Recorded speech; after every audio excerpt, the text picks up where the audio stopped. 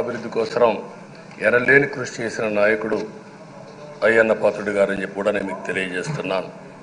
ఇంకొక పక్కన ఉత్తరాంధ్ర సుజల స్రవంతి విశాఖపట్నం, విజయనగరం, శ్రీకాకుళం నీళ్లు కావాలి, గోదావరి నీళ్లు రావాలి, ఆ ప్రాంతం కూడా బాగుపడాలి, మా కరువు ప్రాంతానికి నీళ్లు కావాలని వెనకబడి కేబినెట్ మినిస్టర్గా దాన్ని శాంక్షన్ చేయించిన వ్యక్తి అయ్యన్న పాత్రుడు గారు. దానికి మనస్ఫూర్తిగా అభినందిస్తున్నాను.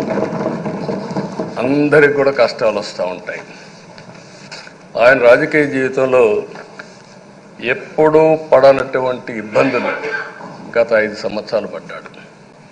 మామూలుగా కూడా కాదు, తన ఇంట్లోకి వందల మంది పోలీసులు పంపించారు, గోడలు పగలగొట్టారు, రాత్రిపూట భయంకరమైన వాతావరణాన్ని క్రియేట్ చేశారు. ఒక స్టేషన్లో కాదు, అనేక పోలీస్ స్టేషన్లో కేసులు పెట్టారు.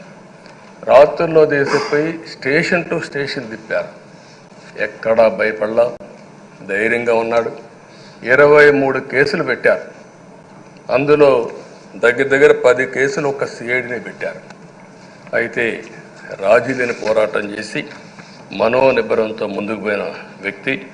కడాన మనందరం గుర్తుపెట్టుకోవాల్సింది 60 సంవత్సరాలు, 62, 63 సంవత్సరాలు ఉండే వ్యక్తి పైన అత్యాచారం కేసు కూడా పెట్టారు. ఇవన్నీ కాకుండా అంటే ఎలాంటి పాలకులు ఉన్నారు, ఎలాంటి జరుగుతాయి అనేదానికి ఒక ఉదాహరణ ఇవన్నీ జరిగాయి. అయితే ఒక్క విషయం ఉండే సభ్యులందరికీ విజ్ఞప్తి చేస్తున్నాను. ప్రతి ఒక్క నాయకుడిలో కూడా ఒక స్ఫూర్తిదాయకమైన సంఘటనలు ఉంటాయి. అందుకే ఇన్నిసార్లు గెలుస్తారు.